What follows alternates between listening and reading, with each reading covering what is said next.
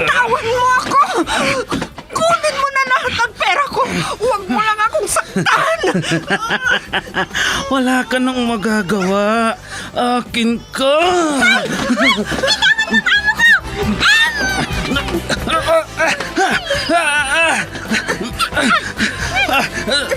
Sino kang pumulupot sa likod ko?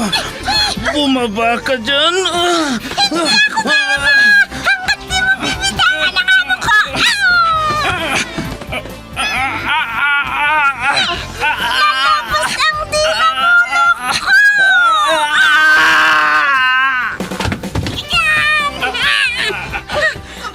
Ayan!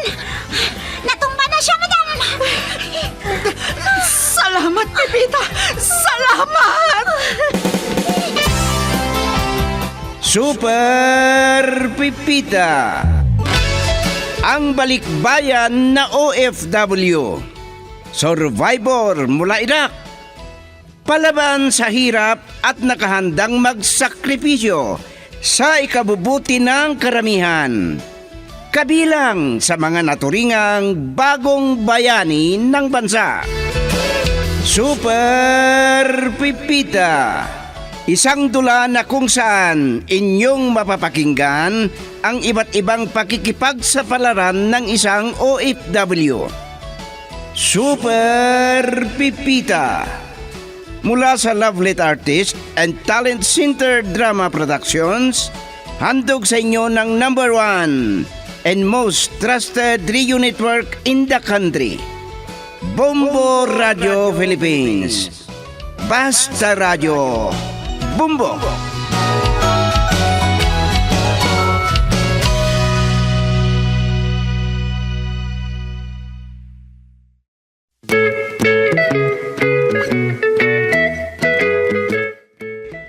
Ang nakaraan, may tindera nagbenta ng tilapia at hipon nang lumapit si Lolo Simpot na sumausaw sa usapan ni Pipita at Madam Patricia.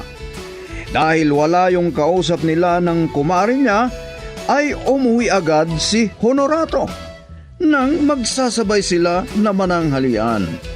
At dahil pareho na malilimutin sina Honorato at Lolo Simpot, kung ano na lang ang pinuntahan ng usapan nila. Sa hapon na yon ay hindi agad nakilala ni Madam Patricia ang kapitbahay na si Osang dahil napakaarte ng itsura.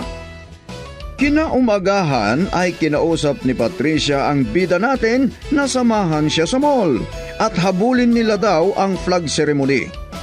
Kaya napilitan na si Honorato na magbantay kay Lolo Simpo. Nahalata ni Pipita na malaking bag ang sadya ni Patricia sa mall.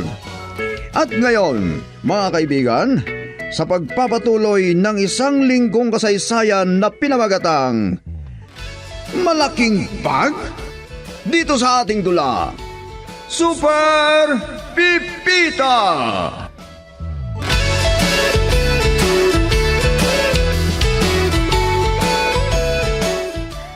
Kahapon lang na hindi ako naglaba. Pero ang dami na namang maruming damit. Karamihan ay damit ni Madam Patricia, mga ito. Ano ba to? Ay, dalawa sila ni Lolo Simpot. Yan ang namanan niya sa ama niya. At saka, nagalit kanina nang nalusaw ang yelo sa tinimpla kong Diyos. Paano naman kasi? Ang tagal niya sa banyo. At napakatagal na naman magbihis. Ay, naku. Yanay ko! Mamatay na sana ako. Si Lolo Simpot yun ah. Bakit kaya? Mamatay. Hindi bali? Nailagay ko na sa washing machine ng naruruming damit. Pwede ko naman nang iwanan. Ang hirap ng ganitong kalagayan ko, Pipita. Kahit na gusto ko sanang maglakad para makapag-exercise sa labas. Ay, halos hindi ko mayakbang ang mga paa ko. Akala ko po kung ano na ang nangyari sa inyo kanina. Gusto ninyo na sabihin ko kay madam na ibili kayo ng wheelchair? Ha? Electric chair ka mo, Pepita. Bakit mabibitay ba ako? Hapon naman yung napatay ko sa labanan.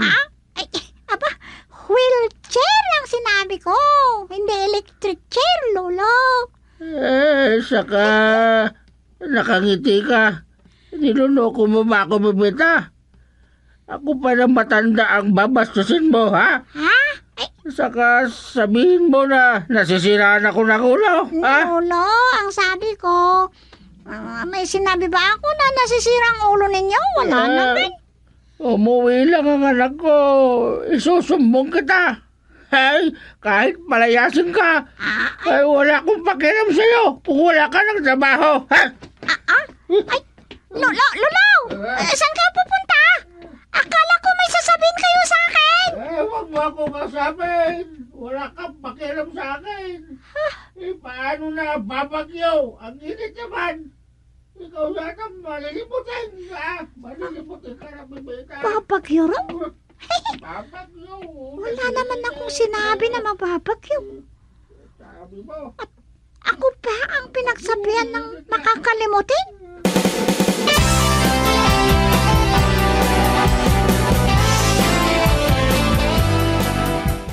Walang yung mga empleyado na ito, ha?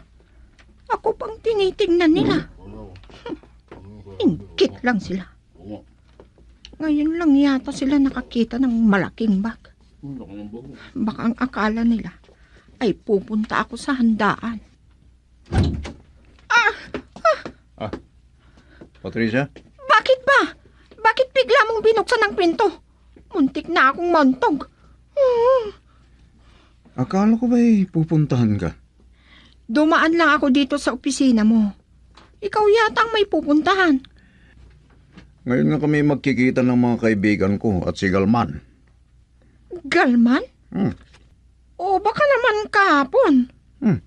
Makakalimutin ka yata. Galman ang sabi ko. Kahapon ang sabi mo. Nanay, o sige na. Pumasok ka na at sagutin ko ang tawag na yan. Si Galman pala yan.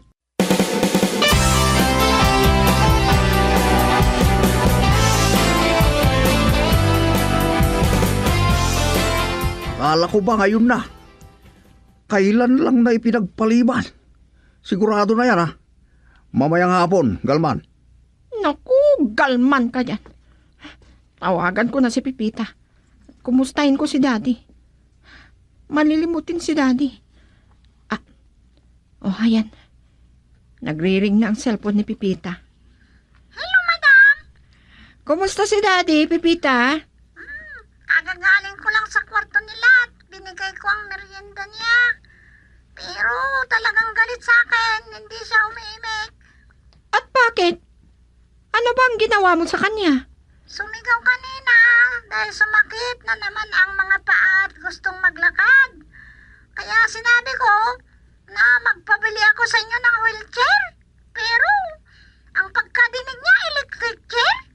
Naku, si Daddy talaga. Pareho sila ni Honorado na makakalimutin. O, sige na, Pipita. Bye. Oo, at ano na naman yan na nadadamay ako? Sandali lang. Ano yung sinabi mo? Malilimutin ako. Talaga naman. Di ba, nakalimutan mo ang usapan ninyo? Di iisang ibig sabihin na totoo na ano ba yun? Naku, makakalimutin ka na.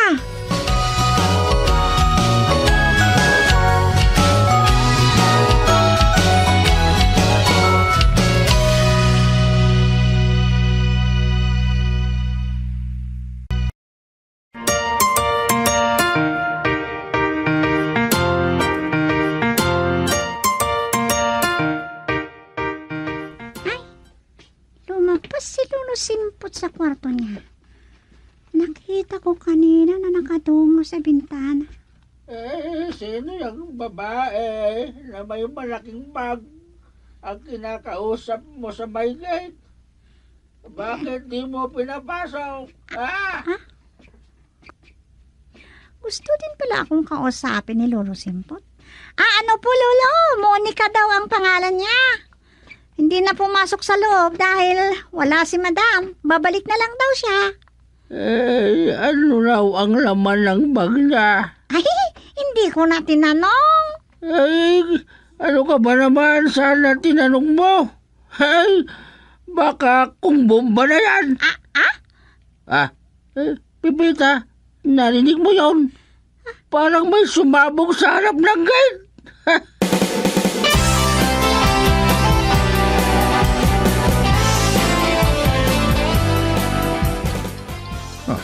Si Galman. May nakalimutan yata na sabihin sa akin. Matagal na nag-usap kami ng mga kaibigan ko. Hello, Galman. Wala naman nakahanda na pagpahingaan. Kauupo ko lang dito sa sopa. Oh, may nakalimutan ka bang sabihin? Ano? Hindi kaya delikado? Hoy, Galman, hindi dito sa cellphone tayo mag-usap. Umuwi na pala ang malilimutin na manugang ka, Pipita. Galman, bay na. Nagsalita yang hindi malilimutin. Hindi sila nagsabay na umuwi. Baka si Patricia ang tinatawagan niya, Pipita. Kasalukuyan ang lambingan nila sa cellphone. Nako. At may pabulong-bulong pa si Honorato. Mabuti kung yan lang isipin ni Daddy. Kung ano na naman, bakit ba tumawag si Galman? Malilimutin yan si Pipita. Hindi man lang nagsasalita. Honorato, hindi ba kayo nagkita ni Patricia? Hindi na kayo nagsabay na umuwi. Inintay ko ang tawag niya, Daddy. Pero busy yata sa pinuntahan. Nagkita na kami sa araw na ito. Ano? Nagpakita sa'yo kanina? Ha? Alam mo namang madilim na ang kalangitan at hindi pa nagsisimula ang ulan. Ay, naku. Hindi tayo magkakaintindihan dito, Daddy. Tawagan ko nga si Patricia. Itatawagan mo. Nawawala ba siya? Kaya ipapanawagan mo siya. Kung hindi pa umuwi sa loob ng 21 oras, kailangan nang mag-report sa pulisya. Delikado yung mawawala. Simula na naman ang matandang ito. Sabihin na naman niya na ipanawagan ko pa. Naku po.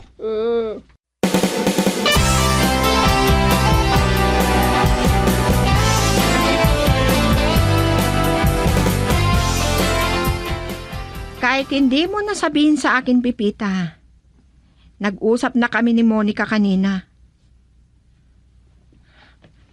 Hindi ako lalabas bukas na umaga hanggat hindi ko siya maintay. Parang sigurado ang laman ng malaking bag na yan, Patricia. May dinaluhan ka ba na handaan at nagbalot ka lang igado? Anong igado ang sinasabi mo, Honorato? Busog ako. Kaya hindi na kailangan na mag-uwi pa ako. May pasalubong ang kaibigan ko na nagturista doon sa Singapore at Thailand. Huwag kang ang istorbo sa pag-uusap namin ni Pipita. Hindi na ba kayo maghapunan, madam? Busog nga ako. Pero tingnan ko kung magugutom ako mamaya. Sige, puntahan ko si Daddy sa kwarto niya. Nag-usap daw sila ni Pipita. Bakit naman gusto mo na masilya elektrika si Daddy, Pipita? Huwag ka nang magtanong, Honorato. Isa ka rin na hindi nakakaintindi.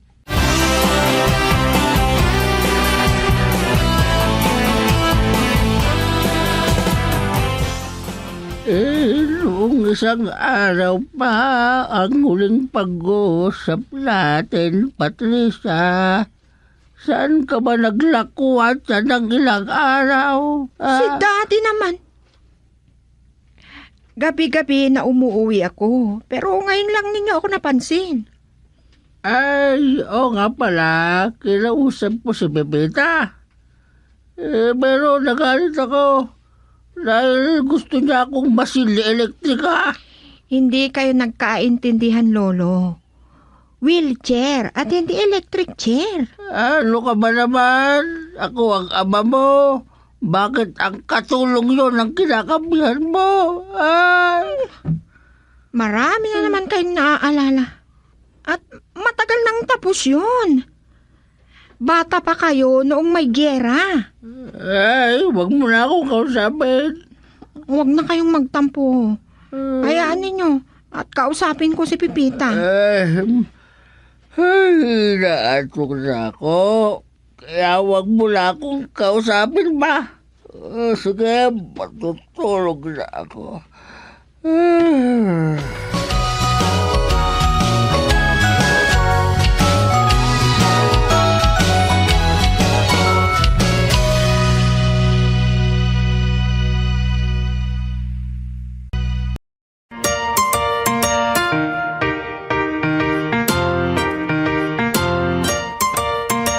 Ito na ang pinatimpla ng juice, madam. Nilapag ko na lang dito sa lamiseta, sa tabi ng kama ninyo. Kanina ko pa gustong lumabas, Pipita. 3 beses na akong nagtimpla. Naghalo na sa tiyan ko ang kape, gatas, at saka itong juice. Malapit na yata, madam, ang usapan ninyo. Pasado 9:00 na ng gabi. 9:00 ang usapan namin. Baka mamaya ay pupunta na rito. Sana hindi niya matanan si Daddy. Ay, tawagan ko nga kung matutuloy siya. Kung hindi, lalabas ako. Baka siya na yan, madam. Oh, ano pang hinihintay mo? Pumunta ka na at buksan mo na ang gate. Dalihan mo. Opo, madam.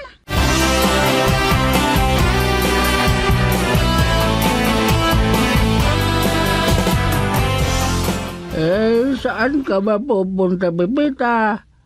Bakit nagmamadali ka? May nahabol ka o magdadaging ka? Hindi sa araw ang pagjaking lulaw.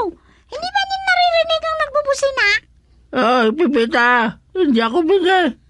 Bakit may nagtitinda ba ng popcorn at bibili ka? Nagmamadali ka yata. Hindi po, Lolo. Yung nagbusina. May hinihintay si Madam Patricia na bisita. Baka yun na yung. Yung may malaking bag? Sige, Lolo. Baka nainip na yung naghihintay doon. Sandali lang. Bakit ka nagmamadali? Hindi naman aalis yung bahay na ito. Pakinggan mo ako. Sitahin mo ang laman ng bag ng babaeng yun.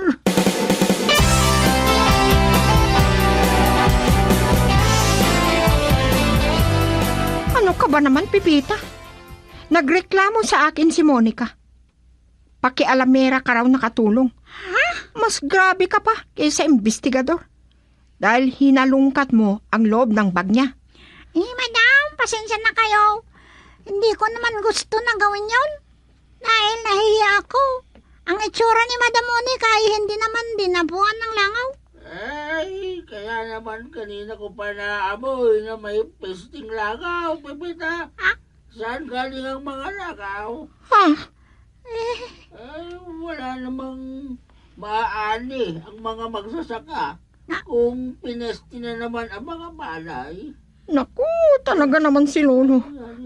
Naku, wag mo na lang pansinin. Dami talaga. Anong mali? Kung napesti ang mga insekto, ang palay, konti ang maaani. Ituloy ko na lang po, madam. Yan po ang utos ni Lolo Simpot eh.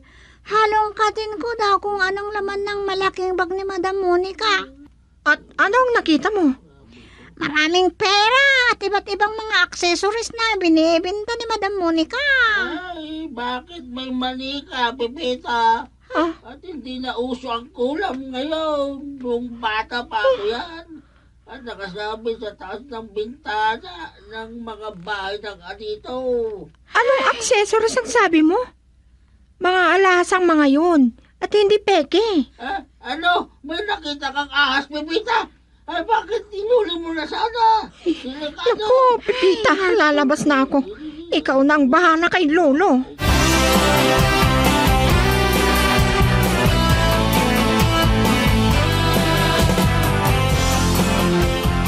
Binulong ni Madam Patricia ang huli na sinabi sa akin. Paano naman kasi? Kung ano-ano na lang pagkakaintindi ni Lolo Simpot. Nainis siya sa sinabi ko na accessories ang tinda ni Madam Monica. May mga ilang tinda siya na nailubog lang yata sa ginto. Ako pa, sabisado ko ang mga tunay at mga peke na alahas. Karamihan ay peke ang mga yon. Pero, hindi ko na ipipilit. Si Lolo Simpot kasi. Kaya ako napilitan makialam. Makulit kasi si Lolo Simpot.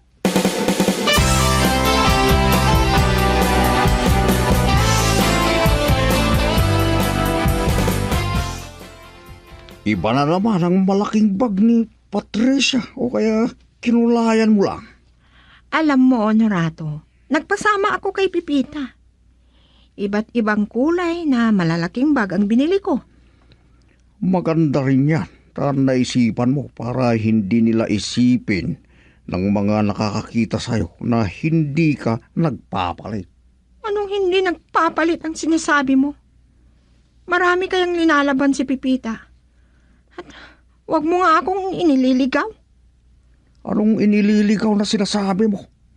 Hindi naman ako kaluluwang ligaw at wala na tayo sa kabukiran. Ikaw naman. Naku, talagang ikaw, Honorato. Pareho kay ni Lolo na konsumisyon. At pareho kami na pinagsawaan mo na. Ha? Sa bagay. Nandyan naman si Pepita. Magpasalamat ka at hindi ako silosa. Kaya makinig ka at huwag ka nang magsalita.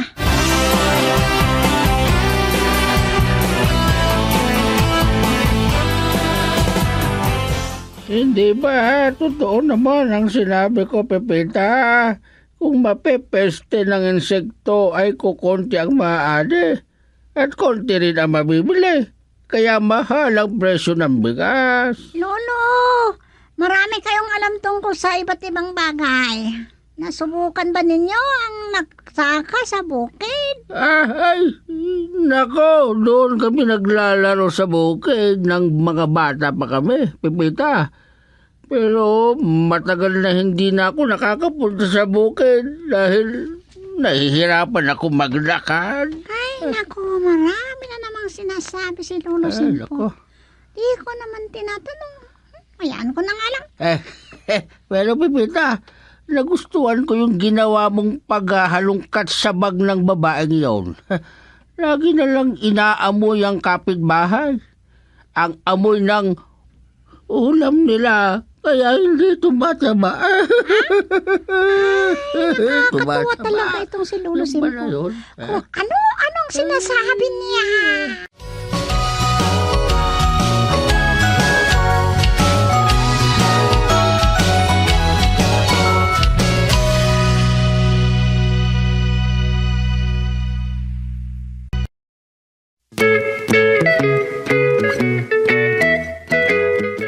Ano ang susunod na mangyayari? Pakinggan bukas ang karugtong ng kwentong pinamagatang Malaking Bag dito sa ating dula, Super Pipita. Inihandog sa inyo ng #1 and most trusted source of news and information, Bombo Radio Philippines, Basta Radio. Bombo!